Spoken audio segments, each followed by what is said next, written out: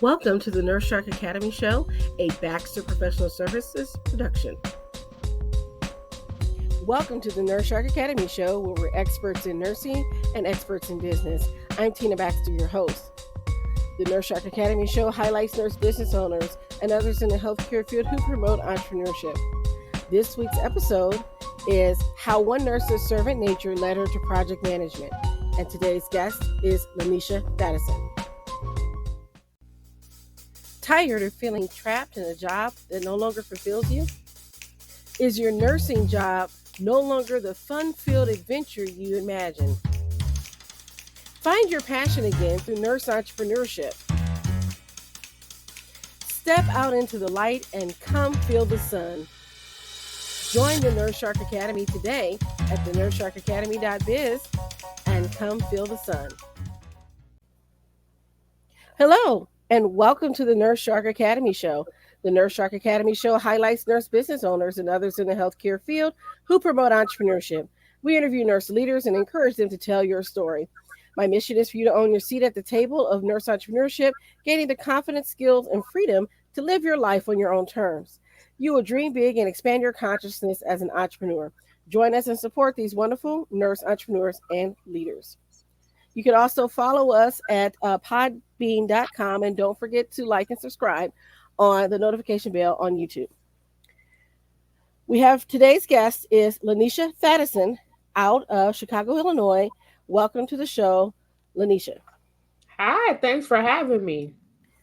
Oh, I'm so glad to have you. Now, it looks like I'm just reading off your brief bio here. It says you've had a decade of experience creating systems, workflows, and automation in the healthcare industry as a registered nurse. First of all, to those nurses out there that are thinking, oh, that's tech stuff, and I don't want to do anything with tech stuff, there's more to it than that. So why don't you start off by telling us a little bit about your nursing background? What made you become a nurse? That's a great question. So I think initially I was just always born with a servant nature. I was around a lot of older people in my family and was like helping in that caregiver role. And actually, when I went off to school initially, I went as a pharmacist major. And my grandmother, who always calls me her little nurse, I was telling her that I was going to pharmacy school. And I'm like, but I just don't know if this is for me. And she just said, you'll figure it out, my little nurse. And I just kept, and that stuck with me. And I'm like, nursing. That's it. Like, I've been doing this.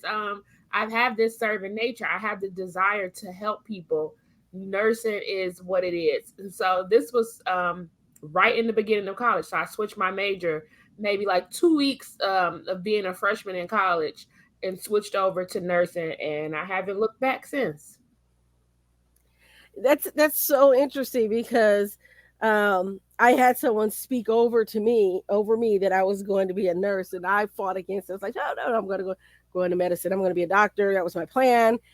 And I got into my pre-med, and I realized, and I spent time with my doctor family. You know, I've got family members that are physicians, and I thought, yeah, this isn't it. So I hear you on that. Sometimes you think where you want to be is where you're going, but God has a different plan, and you might turn you around in a different direction. Yes.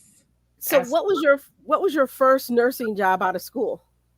So I had a very untraditional route into nursing. So actually my first job was in home health, which is, when I say it's not traditional, because typically new grads aren't going straight into home health because it requires a skill set of an experienced nurse because you're going out kind of by yourself and seeing patients.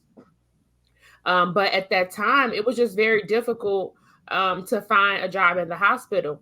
So I started out in home health, and it actually did me very well because I learned a lot very quickly and learned to become independent and start using those critical thinking skills way faster than some of my counterparts who went straight to the hospital. I get that because if you're doing the traditional, everybody says, oh, do your time in med surge, right? Before you go into other specialties. But I didn't do that either. I had my fill of med surge, when I was a nurse tech. I was like, I do not want to work on med surge. And I really wanted to go into psychiatry where I ended up. So it worked Oh, out for me. oh, that's And cool. I learned a lot. You learn a lot being on a psych unit, Oh yeah. particularly one that's a medical psych unit, because you get all the fun stuff and the psych stuff at the Yes. same time. Yeah. Oh, that's really good. Yeah. So yeah, home health, and then eventually into the hospital, more so like telemetry, Okay. um, and then back into home health. And then that's when I started going into insurance, case management, and auditing after that. Okay. Okay. Yep. So you've had a broad spectrum, and I have to say, having been worked in home health as an aide, and then later on as a hospice NP and all that stuff, I Mm. get it. You have to be very independent, Yeah. and you're walking in somebody's house, and you don't have all the tools that you have in the ER. You got to triage stuff, and yeah, I get that. I worked in long term care too, so both as a CNA and an MP. So when you're in the field like that, which sometimes I kind of miss the field work, I really do. I kind of miss the field work. You're in the field like that. You never know what's going to be thrown at you. Was there ever a time when you were, because there's so much going on right now, and we're having these conversations. Thought it'd be good to touch on this. Was there ever a time when you were in home care where you felt unsafe in someone's home? Oh, unsafe. Yes. I'm thinking because woo, I got some stories that will keep you here forever. But yes, there were times where I felt unsafe. I had some elderly patients who had like young grandchildren in the house, and then the grandchildren bring all of their friends, and then it's just a lot of people in the house at one time, and you just don't know what people's intentions are. You don't know if they're a little sketchy. You don't know what's going on, Yes. and it mainly is because the grandmother will tell me stories about the grandkids and how they have weapons and things of that sort. So, in that sense, yes, it was safe. And then you also have to think about your patient at that time, if it's safe for them to be there. And then, we're mandated reporters. So then what would be the next step?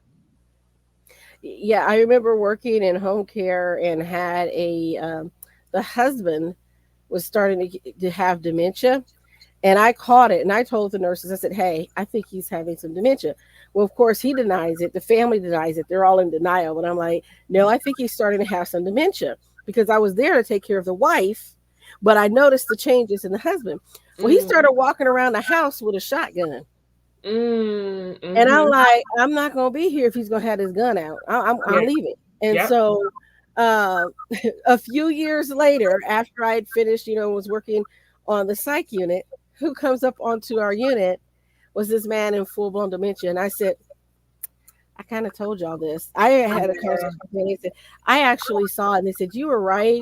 We didn't see it. We apologize, because they were just all like, take her out the home and she don't need to be there and all this stuff. And I'm like, no, I'm starting to see the changes because I was in the home a lot. And Mm-hmm. he would get really confused. And there was a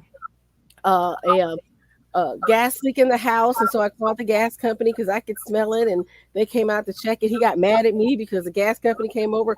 I mean, just little things like that. And I think that as a person coming in and out with that medical background, we can pick up things that other people can't see. Mm-hmm. Absolutely. But always listen to your intuition. If your Yeah. intuition says don't go in or leave, you pick up your stuff and leave. Cut the visit short. We much rather have you be alive than being on the news. And I wanted to bring this up because we were talking about home care, and we've just had recently in the news several incidents of nurses being attacked or uh, Mm.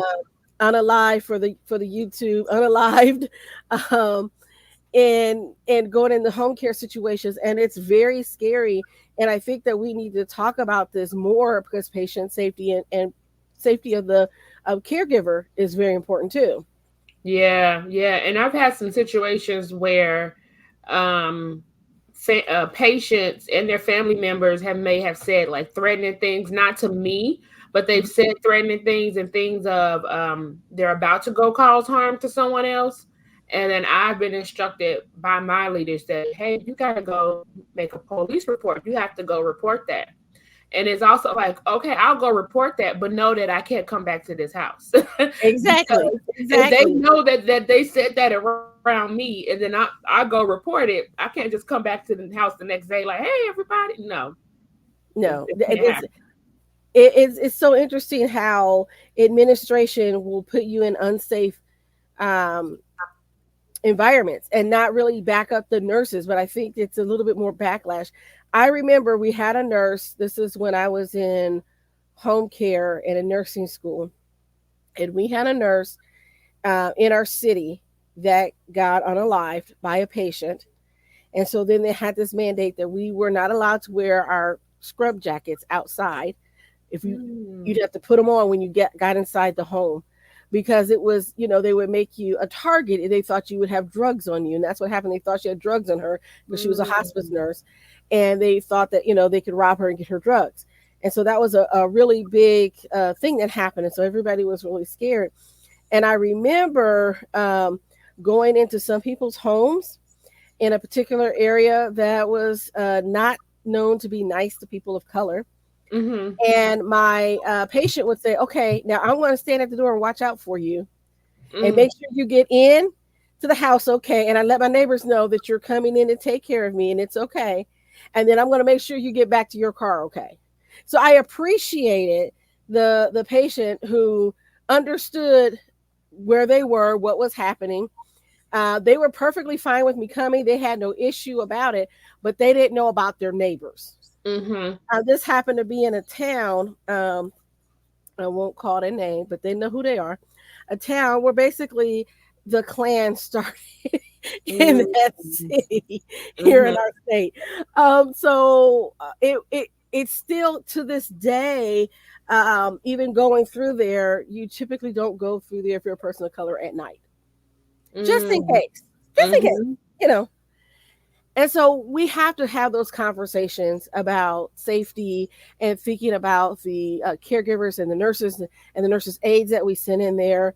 There was a gentleman we had, and he would frequently get intoxicated and be unclothed most of the time. Mhm. So we had to start sending in two people because we didn't know what he was going to do. Yeah. And I'm like, I'm not going in there by myself, so you better send somebody with me because I'm not going, or he's just going to be sitting there all day unclothed because I'm not going in. And so I think we need to stand up for ourselves and find our voice. So I think that's important. So Yeah. Absolutely. thank you for sharing your stories. So Mhm. fast forward, you said you got into case management. How did that come about? Yeah, so I had a friend that was doing insurance case management, and at that time we were still doing home visits for even for case management.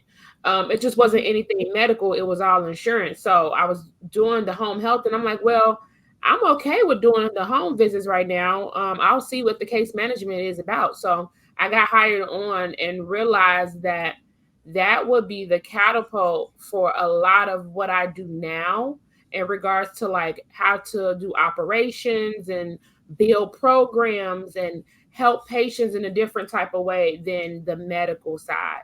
So I really enjoy what I've done in case management and helping people to navigate the system, because that is a whole thing in itself. Like when you have an elderly patient who doesn't know how to get a referral for HMO, or her prescription isn't going through and she can't get to the pharmacist. It's like all these little logistical things that at the end of the day affect their care and their quality of life if they don't have certain things in place.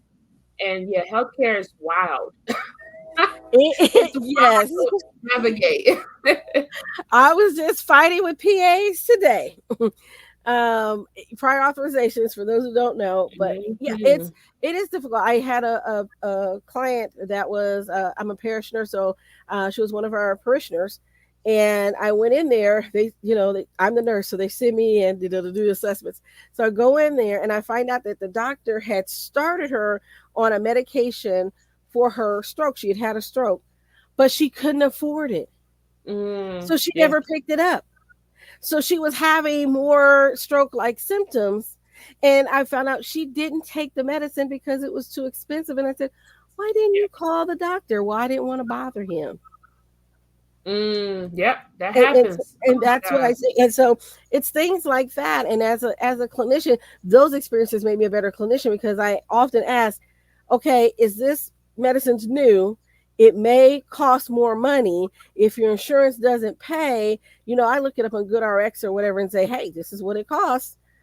Are you going to be able to afford that before we even write the prescription? Because if you're not going to be able to afford it and your insurance not going to pay for it because it's new medicine, why start it? And if you're not eligible for patient assistance, because a lot of times those programs, and what a lot of people don't understand, if you're on Medicaid and Medicare, you don't qualify for assistance from the drug company. Yep. and Yep. and that is a problem. I think you're right. Healthcare is wild, and I think the way we do it is not sustainable. And so No. nurses like yourself are out there helping us come up with a better system.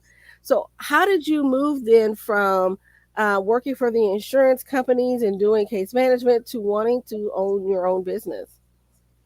Yeah, so I got to a point where I was doing a lot of operational tasks at some one of the insurance plans and building programs from the ground up. So it was a lot of operations and project management mixed together. And I realized that I was good at it, right? And so I'm like, I'm sure small businesses need these same things. They need solid operations, and they need a solid plan if they're launching their services and the technology part of it. So when I decided that I wanted to start a business, I always knew that it was going to be something related to that. That's important. That's one of the things I always talk about is having those operations set up, the proper ways to conduct your businesses will save you. I was just on a Facebook group, a local Facebook group, and they were talking about this person posted anonymously that they had to shut down their business because one, she found out she didn't like being an entrepreneur. Okay. And two, she didn't set up her tax structure appropriately. Mhm. So now she's getting hit with massive tax bills. And I say, have those conversations, get that in place before you hang out your shingle so that you are starting from a good place. And I'm not faulting her or anything like that, but a lot of nurses don't know what to do or how to set it up. Nursing, for a lot of it, it's scripted for us, right? We go in, they tell you what the job description is, they tell you you've got this formulary you got to follow, they tell you, okay, these are the policies and procedures. It's all laid out for you. But what happens when you have to write your own policies and procedures? Mhm. So, can you talk a little bit more about how it is that you help these businesses? Yeah. So initially, when I started, I was doing a lot of helping with like workflows and processes, like you said, the SOPs, because Mhm. entrepreneurs were thinking about bringing in new employees and had nothing set up for them, no structure, no way to train Mhm. them. Everything lived in their head and their head only. And I'm like, when you start to bring people in, and really when you're a solopreneur, it's nice to have that stuff written out and have everything organized. So it started there and then transitioned into more tech implementation because people knew that I was good at tech. I'm a nerd. I love it.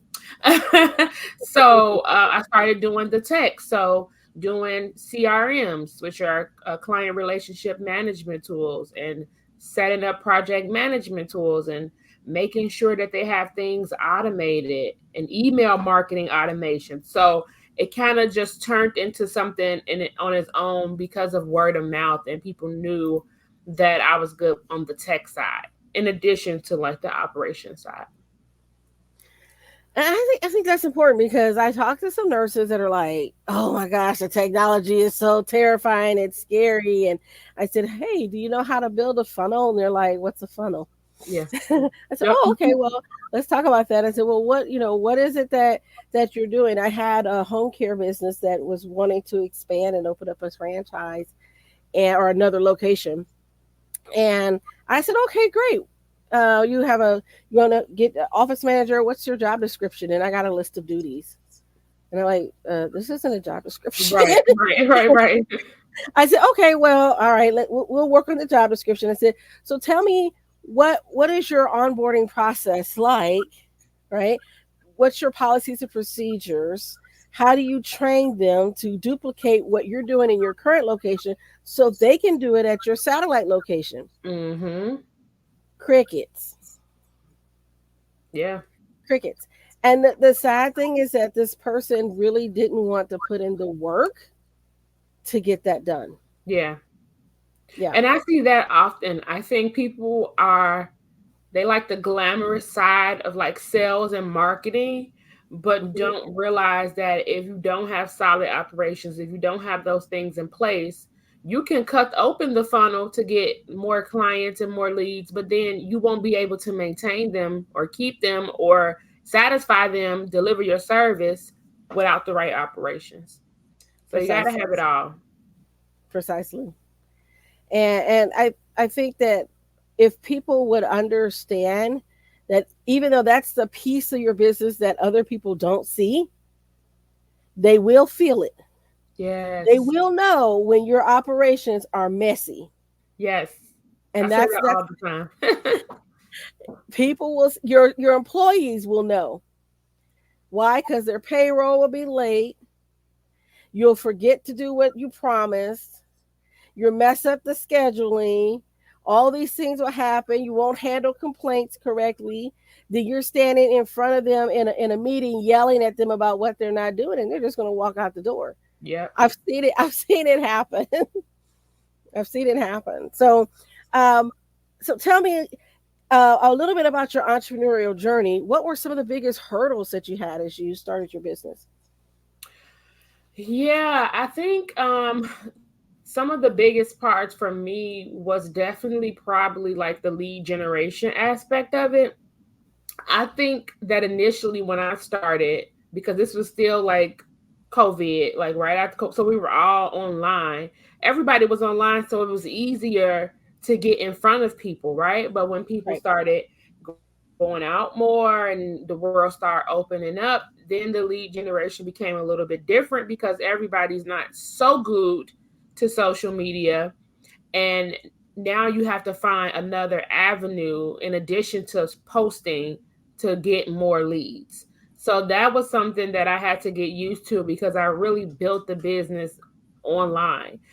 So now doing more in networking events, doing going to more events and meeting other business entrepreneurs locally, that has become a priority as well. I happen to agree. That's something I noticed. We really kind of took off during the pandemic in our current business. And I noticed that as the world has opened up, people are not as easy to get on a webinar or Zoom. They're tired of Zoom. They want to see you face to face. And what does that mean? But we still live in a very busy, fast paced world. So catching their attention has become increasingly difficult. And then, of course, you have the ever changing algorithms on Meta, LinkedIn, and everything else. Yeah, yeah, absolutely. It's slowly turning to a pay to play. So you can definitely still get traction posting organically and reaching people, but of course they're going to make priority to the people who are paying for like ads and things. Yeah. And unfortunately, on social media, I've also seen a boom in scammers, people that Mm. promise things and harass you. I've Oh been yeah. I've been harassed so much on Instagram. It's not even funny with stuff like, oh, I want you to showcase my wares, and I'll send you this jewelry, and then I research all of them. They're like bogus companies and things like that. And so people have to learn about how to protect yourself online with social media. And if you're working in the healthcare industry, how to protect the client's information too. So being HIPAA compliant and all of those safeguards are so important. So I'm sure you have that as part of your operational thing of taking a look at that, making sure that they're compliant what they need to do. Yes, yep. And then making sure if you are like in the healthcare business and you have to have HIPAA compliance, there are certain tools you can't use because they just don't have that type of feature. So taking all of that into consideration. Exactly. When the pandemic first hit at my clinical practice, we were using Microsoft Teams because they were HIPAA compliant for the most part. We weren't allowed to use Zoom. We weren't allowed to use, we have iPhones, so we weren't allowed to use FaceTime. So we're Hmm. not supposed to do that. Occasionally we did because at first we were just doing phone calls. And so occasionally we would do FaceTime. But those, again, aren't secure.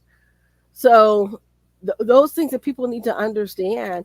Now we have a fully integrated system with our electronic medical record that they'll come into the visit and they're actually in the medical record when they do Yeah. it.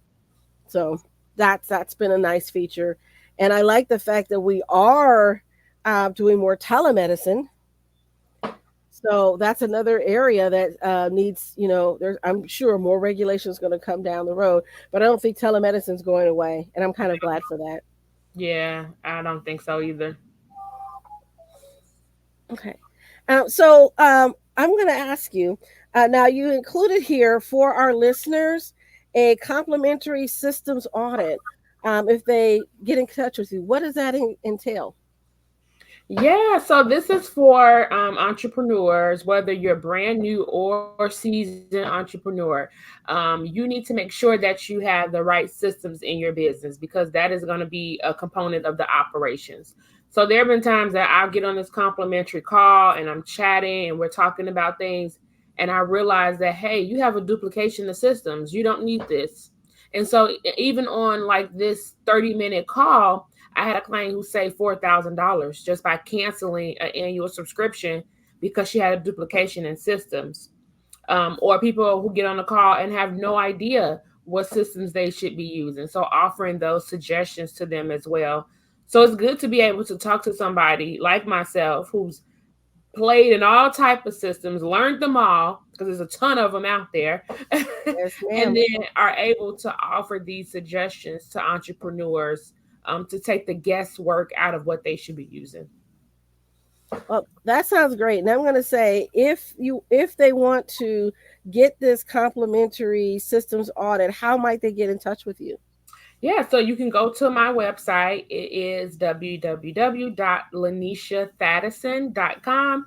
So just my name, or you can find me on any social media platform under Lanisha Thadison, Facebook, Instagram, or LinkedIn. Okay. All right. That's great. So, again, go to our website, lanishathadison.com, and request your complimentary systems audit and mention that you heard her on the Nurse Shark Academy show. So, lastly, I want to ask if you had one piece of advice for a budding entrepreneur, what would it be?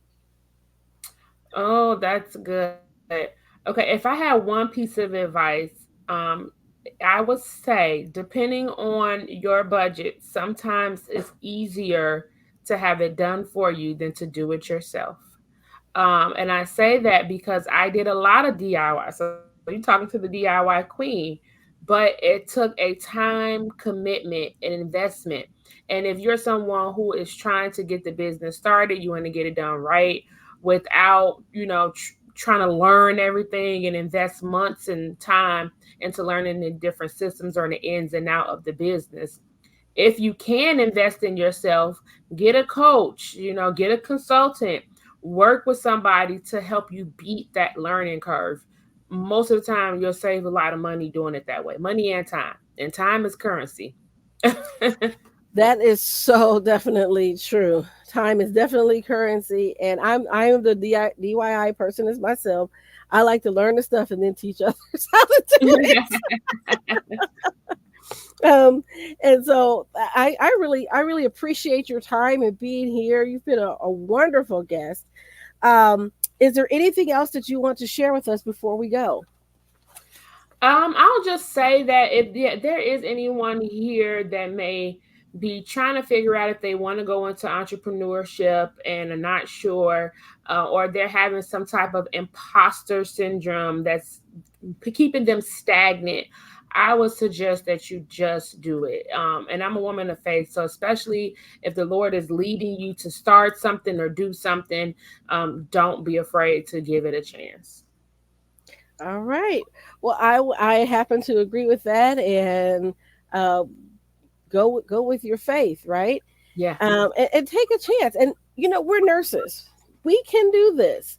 If you can write a care plan, you can write a business plan. Mm-hmm. You That's good. Yep. you have the steps. You know how to do this. I think we just cut ourselves too short. We just I hate to hear nurses say I'm just a nurse. And, Mm, and I always like to turn around and say, no, you are a just nurse, meaning that you fight for the rights of your peers and your patients. You are an advocate. Don't ever forget that. yeah, that's good. All, all right. Well, this has been our show. I want to thank Lanisha Thadison for being our guest. Again, if you would remember to, if you're watching us on YouTube, like and subscribe and hit the notification bell so you'll be notified every time we have an episode. Don't forget about our other show, the Nursing News You Can Use, our live news show that happens on YouTube and our Facebook pages every week on Wednesday at 5 o'clock. Eastern time. And also, if you're listening to us on Podbean, don't forget to download our episodes wherever you get your episodes. Leave us a comment and a review. We'd greatly appreciate that. And also, if you become a patron of our show, then you have additional content that's available just to our patrons. So I want to thank you again and have a great rest of your day. Nurses, are you ready for more? My mission is for you to own your seat at the table of nurse entrepreneurship, gaining confidence, skills, and the freedom to live your life on your own terms. Assisting you in achieving your goals through tailored advice, continuous learning, and a collaborative approach is at the heart of everything I do. Stop being eaten alive. Come feel the sun. Be a nurse shark. Thank you for listening to the Nurse Shark Academy show wherever you get your podcasts or watching us on YouTube. Don't forget to like and subscribe, and don't forget to hit the notification bell so that you'll know when all of our episodes come out. If you want further information, you can contact us on the nursesharkacademy.biz.